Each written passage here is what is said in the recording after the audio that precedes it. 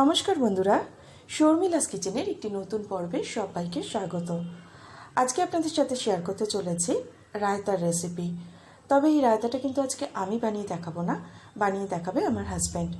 কেননা আমার থেকেও এই রায়তাটা কিন্তু ও ভীষণই ভালো বানায়। চলুন তাহলে আজকে আমরা দেখে নিই কীভাবে ও এই রায়তাটা তৈরি করে। এখানে কিছু সবজিও প্রথমেই কেটে রেখেছে। এখানে কেটে নিয়েছে একটা শসা, দুটো মিডিয়াম সাইজের পেঁয়াজ, একটা মিডিয়াম সাইজের টমেটোর ভেতরে শাঁসটাকে বাদ দিয়ে দিয়েছে, 3-4টে কাঁচা লঙ্কা এবং 1 মুঠো ধনেপাতা।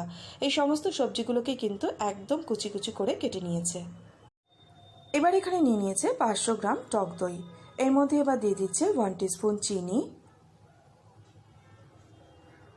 1/4 টিস্পুন বিট নুন,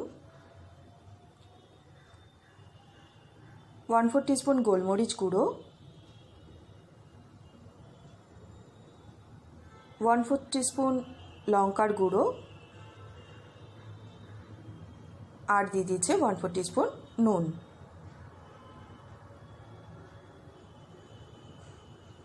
এবার সমস্ত কিছুকে একসাথে করে দইয়ের সাথে খুব ভালো করে ফেটিয়ে নিচ্ছে একটা হুইস্কের সাহায্যে, যাতে করে দইয়ের মধ্যে কোনো লাম্পস না থাকে। এইভাবে ভালো করে দইটাকে ফেটিয়ে নিলে কিন্তু রায়তাটা বেশ ভালো খেতে হয়। দইটাকে ভালো করে ফেটিয়ে নেওয়ার পর এরপর এর মধ্যে দিয়ে দিচ্ছে একে একে শসা কুচি, পেঁয়াজ কুচি, কাঁচা লঙ্কা কুচি,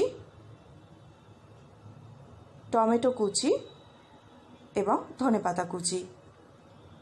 খুব ভালো করে সব সবজিগুলোকে দইয়ের সাথে মিশিয়ে নিচ্ছে।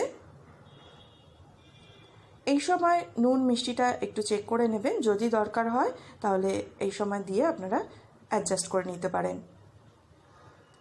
ভালো করে মিশিয়ে নিলে কিন্তু রায়তা একদমই রেডি। বিরিয়ানির সাথে কিন্তু এই রায়তাটা খেতে অসাধারণ লাগে।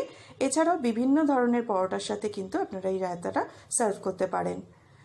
কেমন লাগলো আজকের এই রায়তার রেসিপি অবশ্যই কিন্তু আমাকে কমেন্ট করে জানাতে ভুলবেন না। ভালো লাগলে প্লিজ ভিডিওটিকে একটা লাইক ও শেয়ার করে আমার চ্যানেলটি সাবস্ক্রাইব করে নেওয়ার অনুরোধ রইল। পাশে থাকা বেল আইকনটি অবশ্যই প্রেস করে দেবেন, তাতে আমি নতুন কোনো ভিডিও আপলোড করলে তার নোটিফিকেশন আপনাদের কাছে পৌঁছে যাবে। আজ এখানেই শেষ করছি। দেখা হবে আপনাদের সাথে নতুন কোনো রেসিপি নিয়ে। সবাই খুব ভালো থাকবেন, সুস্থ থাকবেন।